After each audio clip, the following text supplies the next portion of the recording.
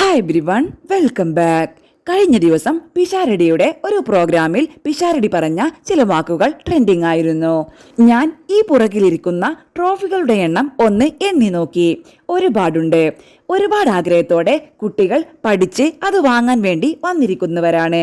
നമ്മൾ ജ്വല്ലറിയിലൊക്കെ പോകുമ്പോൾ നമ്മൾ അവിടെ ചെന്ന് കയറുമ്പോൾ തന്നെ നമുക്കൊരു നാരങ്ങ വെള്ളം തരും. നമ്മൾ അത് മേടിച്ചു കുടിക്കും. പിന്നെ സ്വർണം നമുക്ക് ഇഷ്ടപ്പെട്ടില്ലേലും നാരങ്ങ വെള്ളം കുടിച്ചു പോയല്ലോ, ഇനി എങ്ങനെ ഇറങ്ങിപ്പോവും എന്നോർത്ത് നമ്മൾ അവിടെ നിന്ന് സ്വർണം മേടിക്കും.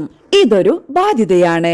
അപ്പോൾ കയ്യടി കുറഞ്ഞു പോയപ്പോൾ പറയുന്നുണ്ട്, കയ്യടി GST ഇല്ലാത്ത സാധനമാണെന്ന്. അപ്പോൾ മുൻപ് പറഞ്ഞത് ഞാനുള്ളത് കൊണ്ട് കുറെ ചിരിപ്പിക്കും, ചിന്തിപ്പിക്കും വിചാരിച്ചിരിക്കുക.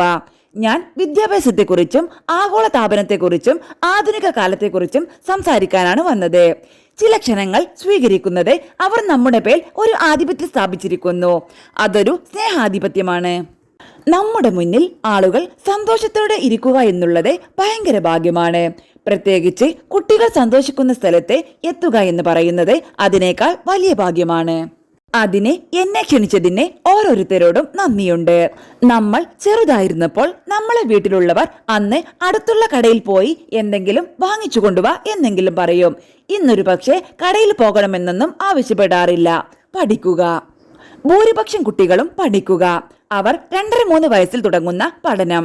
അതിനുശേഷം 10ാം ക്ലാസ്, +2, ഡിഗ്രി ഇങ്ങനെ പോകുന്നു. അങ്ങനെ പഠനത്തിനു വേണ്ടി മാറ്റിവെച്ച നിങ്ങളുടെ സമയത്തിൽ ഓർത്തു വെച്ചിരിക്കുന്ന ദിവസങ്ങളെപ്പറ്റി 4 വരി പറയാൻ പറഞ്ഞാൽ അവർ റെഗുലറായിട്ട് ഓർക്കുന്ന ദിവസങ്ങൾ ചിലപ്പോൾ ഉണ്ടായിരിക്കില്ല. അവർ അത് മറന്നുപോവും. ചിലപ്പോൾ ടൂർ ദിവസം, യൂത്ത് ഫെസ്റ്റിവൽ. നമ്മൾ ഇന്ന് ഇതുപോലെ കൂടി ആദരിക്കപ്പെടുന്ന ദിവസങ്ങളായിരിക്കും എന്നുള്ളത് നമുക്ക് നിസ്സംശയം പറയാം. ഈ 10,000 കുട്ടികളുടെ ഓർമ്മ പുസ്തകത്തിൽ എന്റെയും പേര് എഴുതി ചേർക്കാൻ പറ്റിയതിൽ ഞാൻ ഒരുപാട് സന്തോഷിക്കുന്നു.